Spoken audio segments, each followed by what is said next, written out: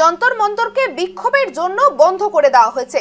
সামাজিক মাধ্যমে ছড়িয়ে পড়া এমন দাবিকে সম্পূর্ণ ভুয়ো এবং বিভ্রান্তিকর ও তথ্যবিহীন বলে উড়িয়ে দিল দিল্লি পুলিশ। বৃহস্পতিবার এক বিবৃতিতে দিল্লি পুলিশ জানায় যে যন্তর মন্তর এখনো শান্তিপূর্ণ ও অনুমোদিত বিক্ষোভ সমাবেশের জন্য নির্ধারিত স্থান হিসেবে কার্যকর রয়েছে।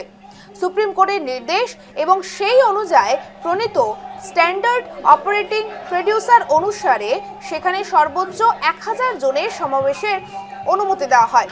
পুলিশের পক্ষ থেকে জানানো হয়েছে, আয়োজক বা সংশ্লিষ্ট ব্যক্তিদের আনুষ্ঠানিক আবেদন এবং নির্ধারিত শর্তাবলী পূরণের ভিত্তিতে সংশ্লিষ্ট কর্তৃপক্ষ অনুমোদন প্রদান করে। একই সঙ্গে নাগরিকদের যাচাই বাছাই না করা তথ্য বিশ্বাস বা প্রচার না করার আহ্বান জানিয়ে শুধুমাত্র সরকারি সূত্রের তথ্যের ওপর নির্ভর করার পরামর্শ দিয়েছে দিল্লি পুলিশ।